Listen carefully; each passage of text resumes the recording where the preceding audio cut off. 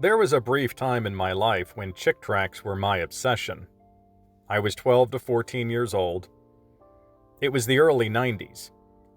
Michael Jordan was dunking on fools in the NBA. Bill Clinton was sneaking thoughts in around the back of the White House.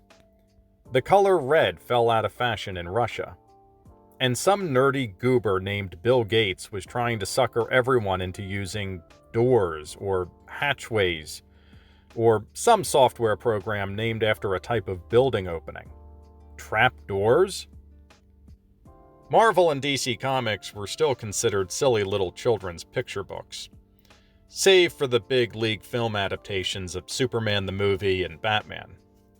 Big props to those hipster OGs who were into Iron Man and Thor before the MCU made it cool. But while every other kid my age was into normal things like Stan Lee's stuff, Teenage Mutant Ninja Turtles, Vanilla Ice, learning how to put condoms on bananas in school, and this new music subgenre freaking out all the white parents called gangster rap, I was the cool cat on the block who was into those little proselytizing booklets called Chick Tracts. What are Chick Tracts, anyway?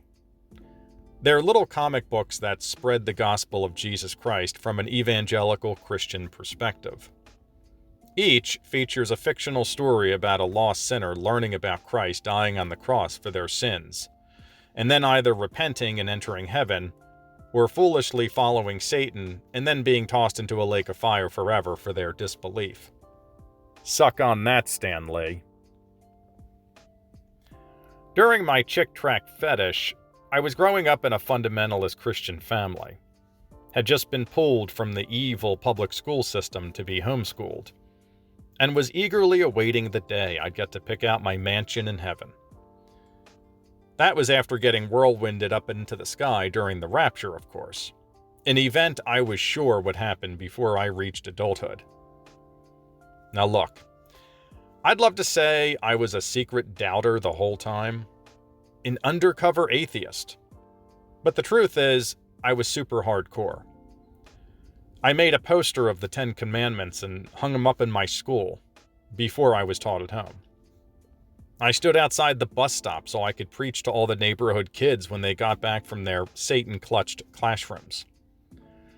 Dude, I refused to even wear shorts one summer during a heat wave because I thought it would be immodest. Talk about cringe. I'm an agnostic now, I guess. I don't claim to know, and I don't deny the potential validity of religions, no matter how outlandish they may be. Even Scientology, despite Tom Cruise manspoiling my 90s crush Katie Holmes. If a belief or faith can help keep someone going through all the drudgery, and it's not harming anyone, I say go for it. It's all entertainment to me now anyway. Spiritual Netflix binging for those who need to believe in magic. I'm not embarrassed about my former fundy life, and certainly not about chick tracts. I used to pass them out to strangers, hide them in places around stores, and obsessively read through the mail-order catalog. This was before the internet. I was a chick addict. Happily hooked. Totally sucked into the weird world of CHICKTOPIA. I even drew my own chick tracts. 2 of them, in fact. And I sent them to chick publications in the hopes of getting them published and earning a few more jewels in my heaven robe. And I even got a letter back from the founder and artist himself, Jack T. Chick. He didn't accept them. Chick tracts are actually pretty awesome. It was a nifty idea to help spread a belief system through cartoons with a moral. And some of them, especially the earlier ones that Jack Chick put out, are actually pretty well done, if not entertaining. As a middle-aged adult now, I see them now more as a good marketing tactic than as a religious device. Jack Chick himself admits to having been inspired by the Chinese Communist Party propaganda comics that Mao put out during the Glorious Revolution. That's Mao as in Mr. Planned Famines and Deaths of Millions. That Mao. Something I always thought was an odd thing for Chick to admit. That's like saying you started a mustache grooming kit company because you were just totally rocked by Hitler's toothbrush stash. But whatever. Most of my favorite Chick tracts are from the creative heyday of the company, about the late 70s through the 80s. Prime moral majority time.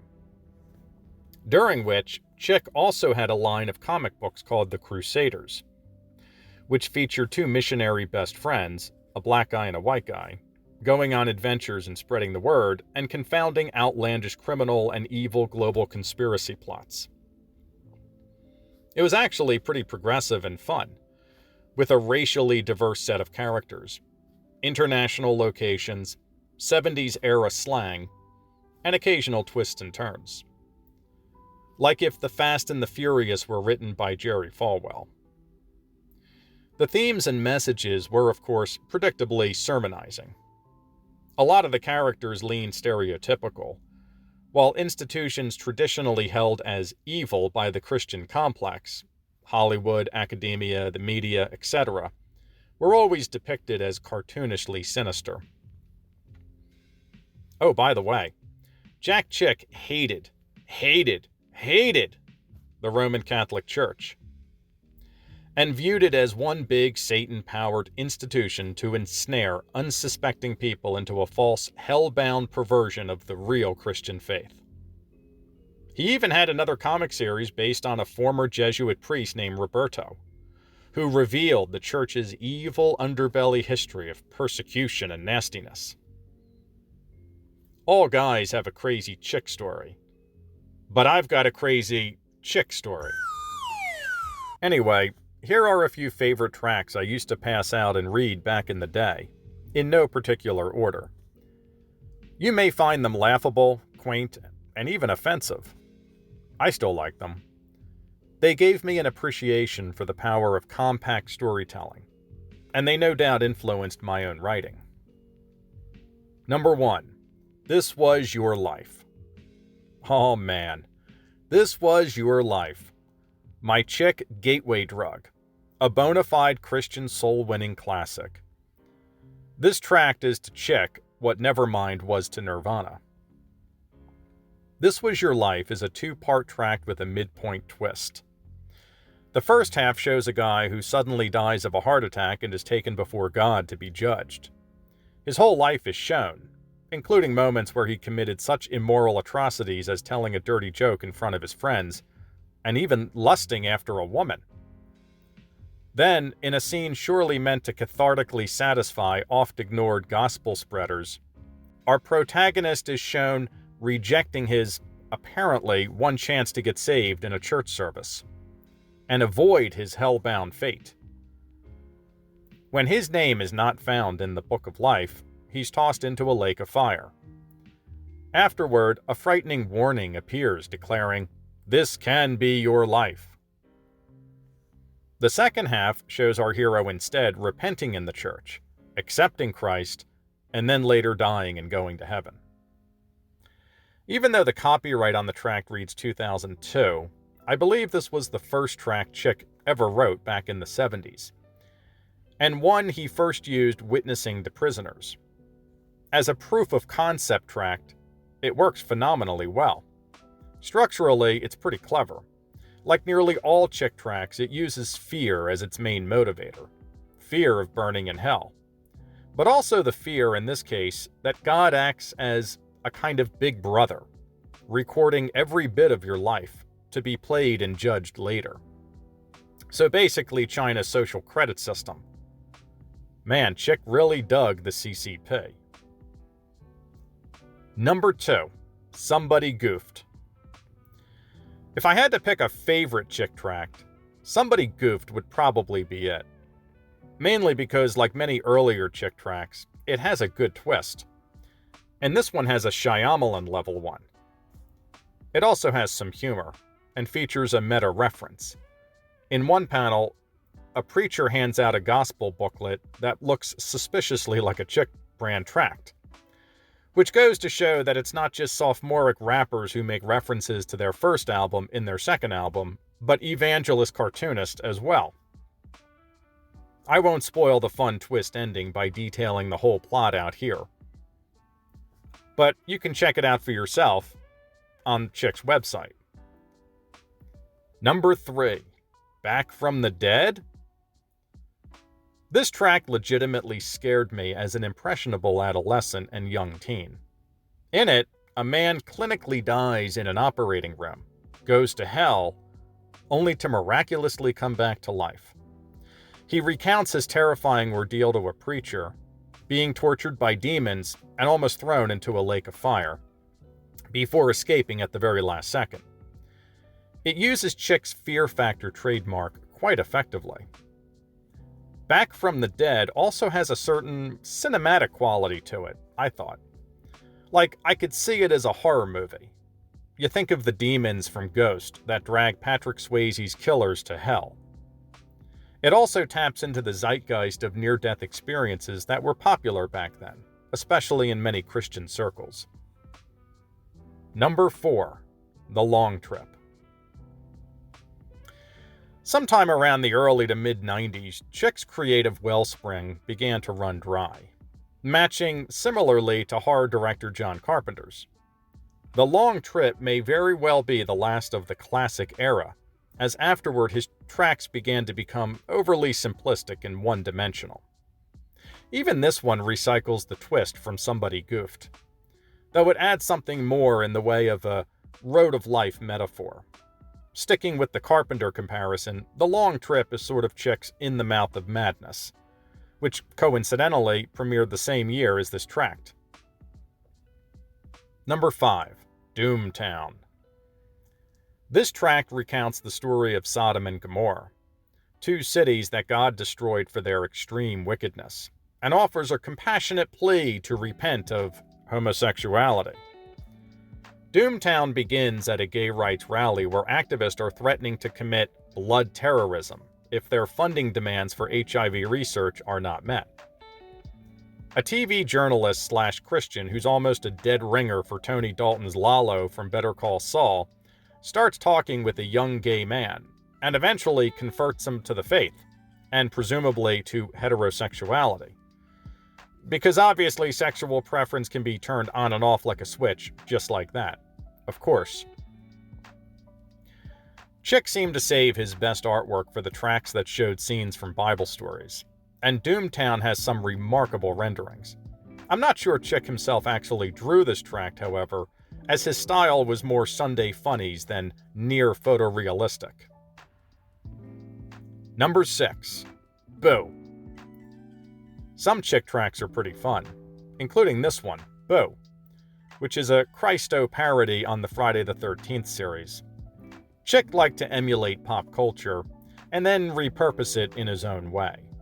Like many Christians caught up in the satanic panic of the 1980s, Chick had deep abiding concerns about the demonic origins of Halloween, which is why I find this track's anti-corn candy messaging so uncomfortably yet nostalgically familiar. I myself wasn't allowed to celebrate Satan's supposed birthday growing up. In fact, I didn't even go trick-or-treating until I was like 21 or something, and only as a plainclothes chaperone for my younger, non-faith-affiliated cousin. I'm sure it's not quite the same tagging along as an adult, but that's okay. I missed out on God knows how many Hershey's and Snickers-induced cavities, right? Number 7. Hi there.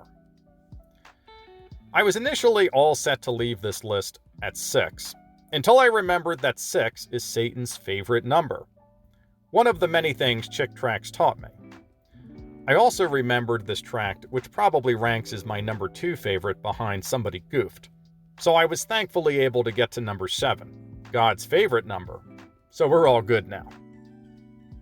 Hi There is another early Chick classic, and it's remarkable for its bleakness and sadism. The story centers on Charlie Connors, a Charles Bronson look-alike construction worker who dies in a tragic workplace accident and goes to hell. Or at least a section of hell. It's just a dark cave without air conditioning. There, he meets an angel with some rockin' 70s sideburns who casually lays out to the blue-collar worker that he's doomed to an even worse fate, burning in the lake of fire, after he's judged by God on the Great White Throne. This is a haunting, creepy tract that's stuck with me. Not just because the main character is hopelessly condemned, but also that his death is apparently caused by death itself. A Grim Reaper-type demon, angel, or spirit causes a wind to blow while Charlie is working atop a building scaffold, and he plummets to his grisly death. A plot point that introduces a disturbing question. Why would God purposely cause someone's death just to send them to hell? Why not at least give them a near-death experience, like the guy in Back from the Dead? Divine morality and fairness in Chick World are perplexing things. Honorable mentions could go to Rapture-themed titles like The Beast and The Last Generation, a sort of 1984-inspired track where Christians are hunted down in a totalitarian world. Then there's the humorous How to Get Rich and Keep It. Good you can't take it with you theme track about money. Though I'd contend you could technically take Bitcoin with you to the afterlife, assuming you memorize your seed words and the afterlife has internet.